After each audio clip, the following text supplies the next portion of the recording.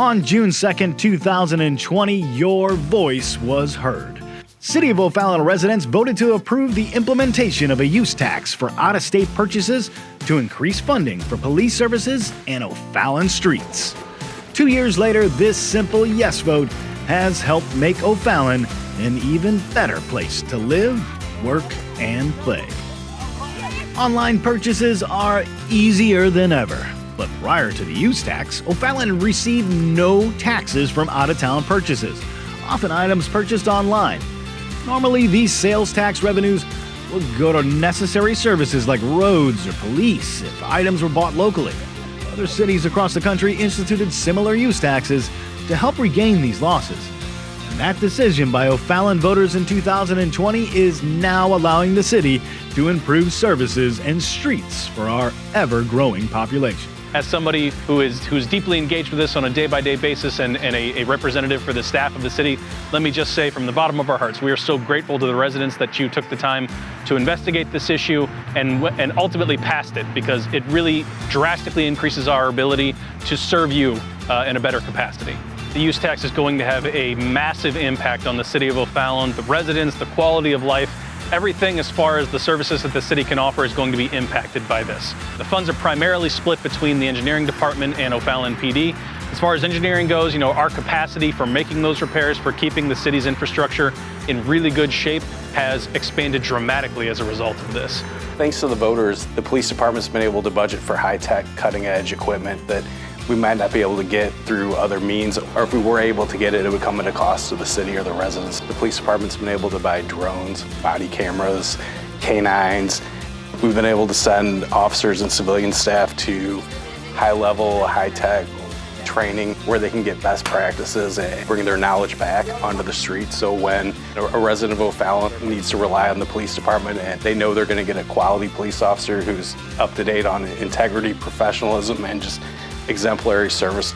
By being able to have a K-9 on duty, we can respond to wherever we need to in the city within minutes. And so when seconds count and that child's missing, we can get a K-9 out there to try and track that juvenile. We can get the drones up to try and do the same thing. By adding a drone not only benefits the patrol division, it benefits the traffic safety unit, who can fly drones up and take measurements when they do their reconstructions on crash scenes, just so we can speed up our time on scene. The body cameras were implemented about a year ago. They were to increase officer accountability to the public. As the 7th largest city in the state, I think it's imperative that we lead by example, and by adding the body cameras to our officers, it shows another layer of transparency in our delivery of service to the public.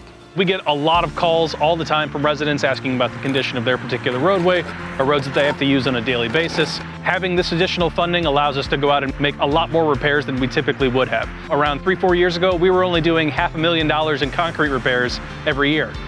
Contrast that with this year, where we intend to make almost $7 million worth of concrete repairs, and a whole lot of that is solely based on the funds that are generated from use tax.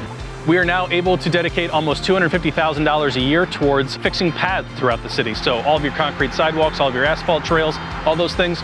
For the first time, we were able to actually go out and maintain those existing infrastructure. In addition, we've increased the funds that we put towards ADA each year, which is a huge thing throughout our city. We have a ton of curb ramps, a ton of sidewalks that residents who are differently abled, they need to be able to utilize that. And so now we're going through and making targeted repairs to those items on a much larger scale than we have in the past. We're exploring new technologies for our asphalt streets. There's a lot more that you can do with asphalt roads to keep good pavement in good condition. Some things that we haven't necessarily been able to do in the past that now, again, because of these extra funds, we now have that opportunity.